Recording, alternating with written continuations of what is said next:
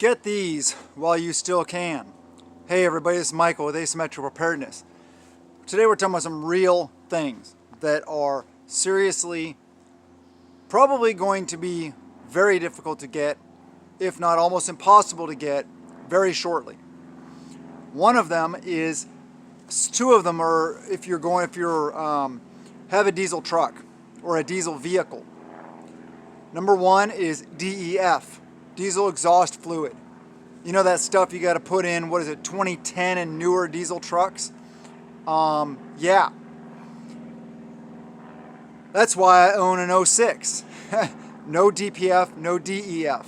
Don't have to worry about it.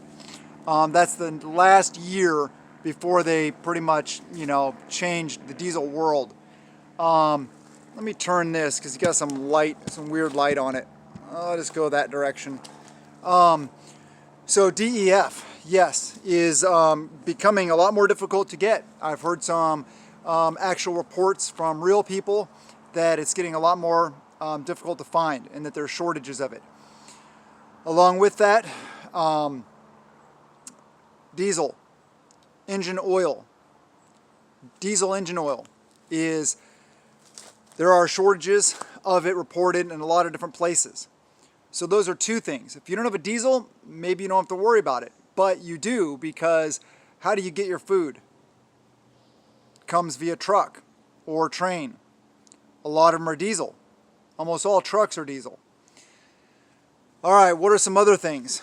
We talk about defensive tools. Get your defensive tools. There's a big time push against those. Freedom seeds, same thing. You heard about Green Tip and Lake City Armory not selling the excess run, like what the military doesn't use. They're not going to sell it on the civilian market anymore. Now that's not all of those seeds, of course, but that's a big portion of what a lot of people use. I use it predominantly. I have a decent amount though, so I think I'm good. And along those same lines that you may not think about, but probably will be on the chopping block soon. Think about where they're going with this, what their agenda is to disarm us. So along with the defensive tools themselves, the pews and the seeds and the seed carrying devices, that's another thing you may want to get while you still can. But I want to go a different direction with it a little bit.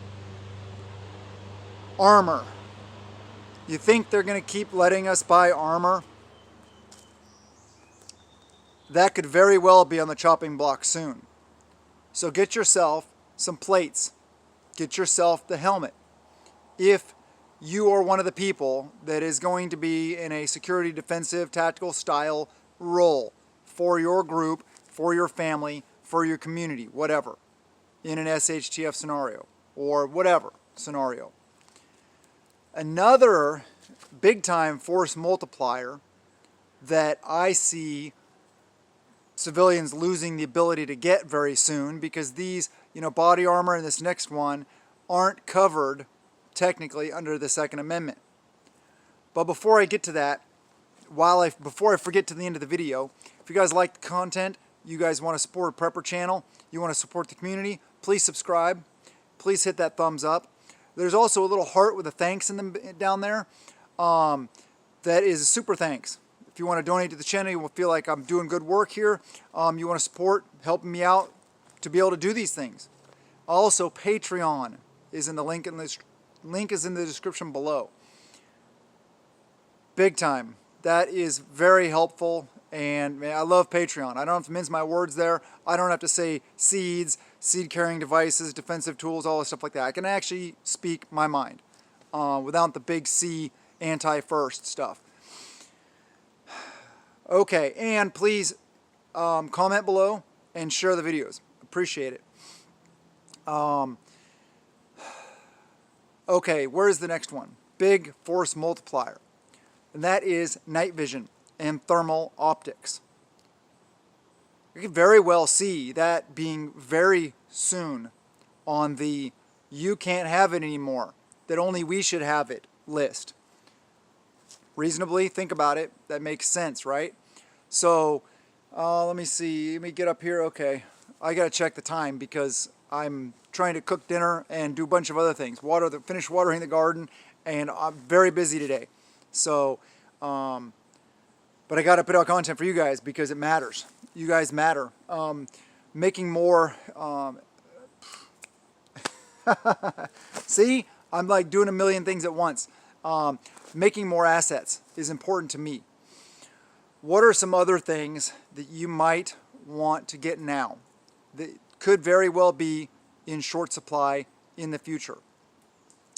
Well, food, right? That's a big prepper thing, right? Food storage. Stockpiling food is very important. But you can't live without water also. And that is something that a lot of preppers are pretty weak on. How many of you, even if you have water storage, how much water storage do you have? Have you bought a couple of those kiddie pools, sit them in the yard, fill them full of water? Okay, maybe you're not going to drink it because, you know, kids play in it, animals poop in it maybe, flies land in it, pine needles fall in it, fir needles fall in it, so what? Flushing water. You can still flush your toilets with it. You can still water your garden with it. There's a lot of things you can still do with it. You could just run it through a simple filter and bathe in it, cook with it, maybe even like use a water filter and actually use it for drinking water. Okay. So water are some other things that are very important when it comes to water. Your ability to replenish what you got, because everybody I know, well, maybe one or two people I know that probably have enough water where they don't need to look at replenishing it in short order, because they have those big 5, 10,000, 20,000 gallon tanks on their property because they're big time homesteaders. Other than people like that, you got to identify lakes, streams, ponds, other people that have pools, and other sources of water. If we're in a complete without rule of law situation where it's like pretty much every man for itself,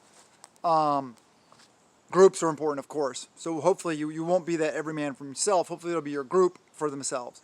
But city water towers, those have water in it, right? All right, what about aquifers, reservoirs? Also, you see those things, you know, in the movies where they're going through the city and there are those big concrete, like rivers, basically, that they drive down and they have those high-speed chases in and stuff like that. A lot of times, those have water in them. Sometimes they don't. Now, are you going to sit there and drink right out of that? No, I would definitely filter that big time. Any kind of water that's in a city, an urban environment, I would definitely. And not saying that I wouldn't in a rural environment, because animals, they poop, they pee, they do all that kind of stuff. And you don't know what's upstream unless you're at the source. If you're at the source of like a spring, okay, you're good. Unless the ground around it, the spring is contaminated or something like that. So these are some of the things I think are very important. Diesel exhaust fluid, diesel engine oil fluid, defensive tools, the seeds to go with them, the seed holders, armor, and night vision. So let's talk about night vision a little bit. What do you need? Well, there are two main types. What people call night vision is what it does is it amplifies ambient light. There's usually, almost always, some light from the stars, from the moon, whatever, even the darkest of nights. There's usually some. So that works fairly well. On those darkest of nights, though, a lot of them also have what's called an IR illuminator. That is basically an IR, an infrared flashlight. So it sends out a beam of light so you can see where the light is. Just like you can in visual, when you turn on a flashlight, you can see what the flashlight lights up. Same idea. The problem with inexpensive night vision is that there's no passive capability. It doesn't actually amplify ambient light. It just allows you to see the IR illuminator, which is fine if nobody else around you is running night vision. But if anybody else around you is running night vision, it's going to be like a flashlight beacon in the middle of the night. They're going to see it just as bright and just as plain as if you turned on a flashlight at night. So no bueno. That's why buy quality. I would say night vision, I mean, if you're not spending close to $3,000 on it, then it's probably not, it may not be worth your money. Excluding sales and used things, stuff like that, or blem items, whatever. But we're talking at least, you're talking north of $2,000 for a decent night vision. Okay, what's the other one? Thermal. What does it do? It detects and shows you heat signatures. Everything has heat in it. Some has a lot less than others. A person emits heat. Animals emit heat. The ground, when it's been sunny and hot out, plants, all this stuff, trees, all this stuff, all emit heat. But you'll be able to identify which ones, actually living life forms like mammals, will show up a lot brighter. What I like about thermal is if you are running night vision and say like I'm out here in a wooded environment, if something back there goes bump in the night, or say somebody's casing my place and they go and they knock on a window, which has happened here before, and then they go run and hide in the bushes. Well, if they're behind the leaves and everything like that, and they have all those little leaves and everything like that to hit, for the light to hit before it goes deep into it, then you're not going to be able to see them. So if you're just running night vision, you might not see them. But if you're running thermal, you're going to see them, unless they are behind something really solid. Odds are you're much more able to see them. So that's where thermal. If I was recommending a setup, though, a lot of people are like, okay, what should I run? Should I have a weapon mounted? Should I have binoculars? Should I have monocular? What should I have? Should I have handheld? What should I have? Okay, good question. That's important to ask. Okay, if I'm going thermal, I would prefer weapon mounted. Which, if you're going with a weapon mounted optic, it either has to have its own reticle, its own sighting system, crosshairs, whatever stuff built into the optic, and that enables you to look through the optic and still see what you're shooting or what you're pewing at and pew it. So that's my recommendation. What I personally like. Night vision, monocular. I like monoculars. Why do I like monoculars?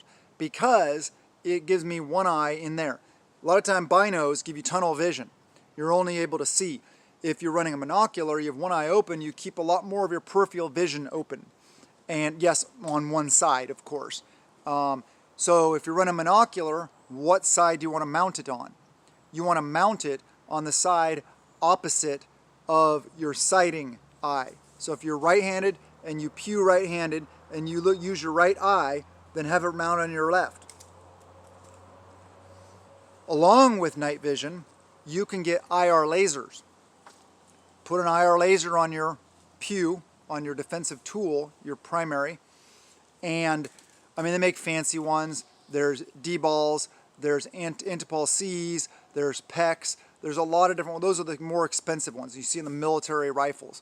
But you could just get a simple, I mean, still not cheap probably, but a simple, just an IR laser. You don't need all that other stuff, because all you need is a laser.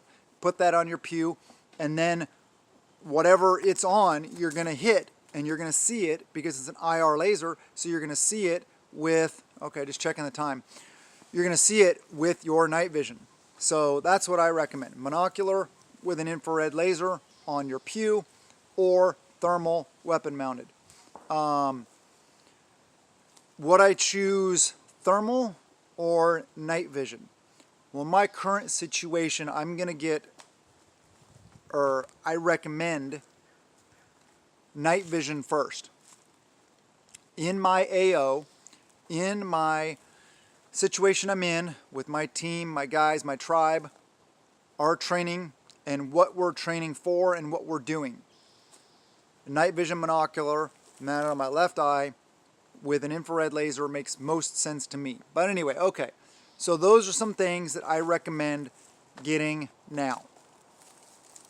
I hope you guys enjoy the video.